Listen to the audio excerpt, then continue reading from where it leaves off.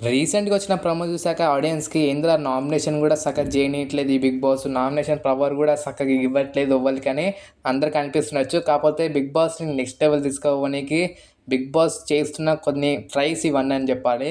And ఈ వీడియోలో మనం ఓవరాల్‌కి పెద్ద పెద్ద ఫైట్స్ ఉండబోతున్నాయి ఈ యొక్క నామినేషన్‌లో.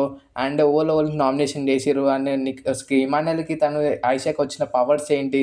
ఇవన్నిటి గురించి క్లియర్‌గా మాట్లాడుకుందాం. మనం ఆల్రెడీ ప్రోమో చూసిన దాన్ని బట్టి ఏందంటే అదేంది సుమన్ ఇంకా గౌరవ్ వీళ్ళిద్దరికి ఒక ఛాన్స్ అయితే వస్తది. ఎవరినైతే సెలెక్ట్ చేసుకోవాలని. ఆ ఒక ఆరెంజ్ కలర్, బ్లూ కలర్ క్యాప్సూల్‌లో అవి ఉంటాయి. ఎవరి పేరు సెలెక్ట్ చేసుకుంటావని. ఆ టాస్క్ ఆడనీకి. సుమన్ శెట్టి వచ్చేసి ఇమాన్యుల్ అంటాడు. గౌరవ్ వచ్చేసి ఆయిషా అంటాడు. సో, ఆయిషా అంటది. తర్వాతకి వాళ్ళిద్దరు కంటెస్టెంట్స్ హౌస్ మొత్తం బాల్స్ ఇది ఎప్పుడు కాలేదు. హౌస్ మొత్తం ఫుల్ ఆఫ్ బాల్స్ ఉంటాయి. ఆ బాల్స్‌లో పలగొడుతుంటే డైరెక్ట్ నామినేషన్ అని కొన్ని ట్యాగ్స్ ఉంటాయి. అవన్నీ వీళ్ళు బెలూన్స్ పలగొడతారు కదా! దాంట్లో పలిగి వీళ్ళు సంపాదించుకోవాలి. సో, ఇమాన్యుల్ అయితే బాగా 5 అయితే తీసుకుంటాడు. ఆయిషాకి 2 దొరుకుతాయి. ఇమాన్యుల్‌కేమో 2 ఏమో నామినేట్ 1, 2 ఏమో నామినేట్ 2.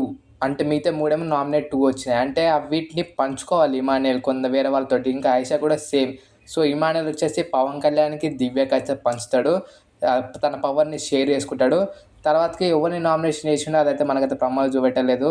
సో, క్లియర్‌గా చూస్తే ఇమాన్యుల్ 5గురికైతే నామినేషన్ చేసిండంట. సంజన, తనుజ, కళ్యాణ్, రాము ఇంకా రీతు వీళ్ళకైతే ఇచ్చిండు.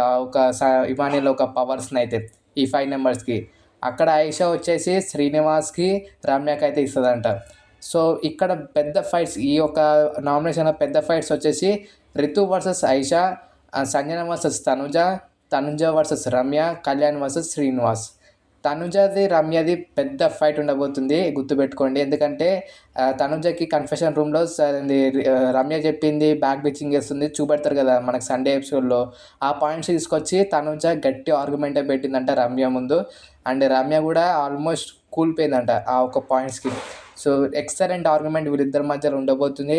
నేను చూడనీకి చాలా ఇంట్రెస్ట్ ఉంటది ఈ యొక్క ఎపిసోడ్ మాత్రం. అండ్ కాకపోతే ఈ ఎపిసోడ్ మొత్తం 2 పార్ట్స్‌కి అయితే డివైడ్ అయ్యి ఉంటదంట. ఈరోజు, రేపు 2 రోజులైతే జరుగుతదని టాకు. అండ్ ఇంకోటి మాధురి గారికి ఒక్క నామినేషన్ అయితే పడలేదంట. ఆ మణిగణం లొల్లిలు పెట్టుకుంటే ఒక్కడు కూడా దేకలేదు ఆమెని. ఎందుకంటే అట్లనే సైడ్‌కి జరిపేసిరనుకో నెక్స్ట్ వారం ఆమెనే పోతదని అందరూ అనుకుంటుర్రు. సో, మీ ఒపీనియన్ కూడా కామెంట్ చేయండి గైస్. వీడియో నచ్చితే తప్పకుండా లైక్ చేయండి. ఛానల్ సబ్స్క్రైబ్ చేసుకోండి.